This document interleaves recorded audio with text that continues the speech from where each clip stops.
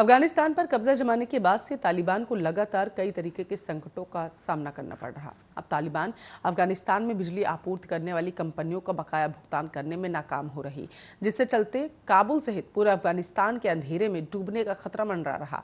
Wall street journal की report के मुताबिक अफगानिस्तान के विद्युत प्राधिकरण द अफगानिस्तान ब्रिशना शिरकात के पूर्व मुख्य कार्यकारी अधिकारी दाऊद नूरजाई बताते हैं कि अफगानिस्तान बिजली आपूर्ति के लिए मोटे तौर पर उज्बेकिस्तान, तजिकिस्तान जैसे पड़ोसी देशों से होने वाले आयात पर निर्भर, जिससे अधिक आपूर्ति से तुर्कमेनिस्तान से आती है जो बिजली की आपूर्ति है।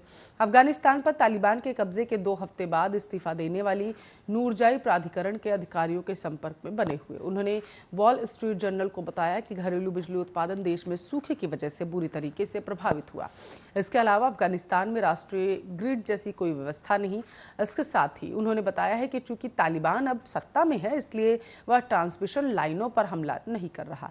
इसके चलते अफगानिस्तान को पर्याप्त बिजली मिल रही है, लेकिन जल्द ही भुगतान नहीं हुआ तो आपूर्ति रुक जाएगी।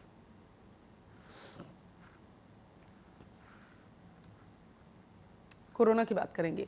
विशेषज्ञों ने जरूरी और जिम्मेदार यात्रा पर जोर देते हुए चेतावनी दी है कि पर्यटकों की संख्या में वृद्धि और सामाजिक, राजनीतिक या धार्मिक कारणों से होने वाली सामूहिक सभाओं के कारण कोरोना वायरस संक्रमण के मामले बढ़ सकते हैं, जिससे कुछ राज्यों में संभावित तीसरी लहर की स्थिति भयावह हो सकती है। एक ऐसे परिदृश्य का चित्रण करते हुए जहां भारत में जनसंख्या घनत्व का अमेरिका की तुलना में संक्रमण पर अधिक प्रभाव पड़ता है, शोधकर्ताओं ने कहा कि छुट्टियों के एक अवैध संभावित तीसरी लहर की आशंका को 1 से 3% तक बढ़ा सकती है और उस लहर में संक्रमण के मामले 43% तक बढ़ सकते हैं। वहीं विशेषज्ञों ने भारत में एक काल्पनिक राज्य में कुछ संभावित परिदृश्यों को चित्रित किया, जिसे पहली और दूसरी लहरों में हिमाचल प्रदेश जैसा दिखाने के लिए बनाया गया।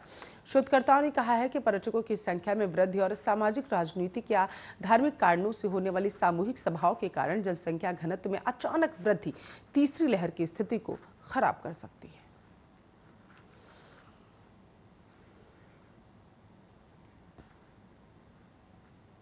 भारतीय मौसम विभाग की ओर से केरल में भारी बारिश का अनुमान जता दिया गया। बारिश को देखते हुए मौसम विभाग की ओर से रेड और ऑरेंज अलर्ट जारी कर दिया गया है। मौसम विभाग की ओर से जारी अलर्ट के मुताबिक केरल के इडुक्की जिले के लिए रेड अलर्ट और वहीं पचनमथिट्टा, कोट्टायम, पलक्कड़ और मलप्पुरम जिलों के लिए भारी बारिश की संभावना जताई गई।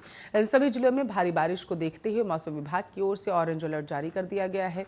मौसम विभाग की ओर से जारी पूर्वानुमान के मुताबिक आपको बताते चले मंगलवार यानी कि आज इन जिलों में भारी बारिश हो सकती है। आईएमडी की ओर से समुद्र के आसपास रहने वाले लोगों के लिए चेतावनी दी गई है। मौसम विभाग है कि समुद्र तट के आसपास के क्षेत्रों, लक्षद्वीप क्षेत्र और दक्षिण पूर्व अरब सागर क्षेत्र में 40 से 50 किलोमीटर प्रति घंटे की रफ्तार से हवा चलने का अनुमान।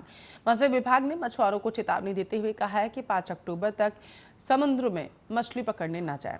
मौसम विभाग ने बताया है कि दक्षिण पश्चिम मानसून केरल में सक्रिय है। ऐसे में केरल और लक्षद्वीप में अधिकांश स्थानों पर बारिश की संभावना। सक्रिय मानसून के कारण दक्षिण राज्यों में आने वाले दिनों में भारी बारिश की संभावना। इसके साथ साथ इसी कारण मौसम विभाग की ओर से अलर्ट जारी किया गया। वहीं मौसम विभाग की ओर से आज ट्वीट कर जानकारी दी गई है कि मौसम यमुनानगर, कुरुक्षेत्र, कैथल, करनाल, बरवाला, जींद, हिसार, हंसी, सहारनपुर, रामपुर, संभाल, चंदौसी के इलाके में आज भारी बारिश हो सकती है। मौसम विभाग की ओर से जारी बुलेटिन में कहा गया है कि मंगलवार के अलावा बुधवार को भी कई इलाकों में बारिश हो सकती है।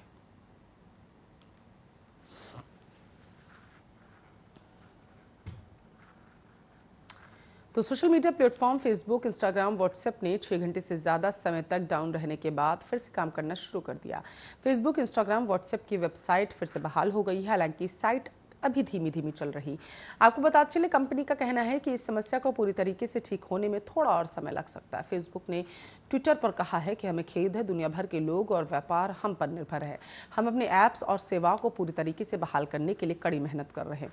यह बताते हुए हमें खुशी हो रही है कि वे दोबारा ऑनलाइन वापस आ रहे हैं। हमारे साथ बने रहने के लिए धन्यवाद। वहीं इंस्टाग्राम की ओर से ट्वीट कर कहा गया है कि इंस्टाग्राम धीरे धीरे लेकिन निश्चित रूप से अब वापस आ रहा। हमारे साथ बने रहने के लिए धन्यवाद, इंतजार कराने के लिए खेद। दरअसल आपको बताते चले सोमवार करीब 9:15 बजे के आसपास भारत समेत दुनिया भर के तमाम देशों में फेसबुक, इंस्टाग्राम, व्हाट्सएप डाउन हो गया था और इसी के साथ साथ भारतीय समय अनुसार मंगलवार तकरीबन तड़के 4 बजे के आसपास फेसबुक, इंस्टाग्राम, व्हाट्सएप की सेवा फिर से शुरू की गई, यानी कि 6 घंटे से ज़्यादा सेवा बाधित रही। हालांकि अभी ये पता नहीं चल पाया है कि फेसबुक, इंस्टाग्राम, व्हाट्सएप इतने घंटों तक डाउन क्यों रहे। सोमवार रात सोशल मीडिया प्लेटफॉर्म ट्विटर की सर्विस भी कुछ समय के लिए डाउन हो गई, जिस वजह से लोगों को खासी दिक्कतों का सामना करना पड़ा। जब फेसबुक, इंस्टाग्राम और व्हाट्सएप की साइट पूरी तरीके से बंद थी तो तमाम यूजर्स ट्विटर की ओर रुख करने लगे। लिमिट से ज्यादा लोगों ने ट्विटर पर अपनी परेशानी शेयर की और मीम्स भी बढ़ाए। ट्विटर ने एक ट्वीट में कहा, कभी कभी सामान्य से ज्यादा लोग ट्विटर का इस्तेमाल कर लेते हैं। हम ऐसे समय के लिए तैयार रहते हैं, लेकिन इस बार चीजें वैसी नहीं रही जैसी योजना बनाई गई। हो सकता है कि आप में से कुछ लोगों को रिप्लाई और मैसेज देखने में समस्याओं का सामना करना पड़ा हो, लेकिन अब ये खत्म हो गई। असुविधा के लिए खेद है।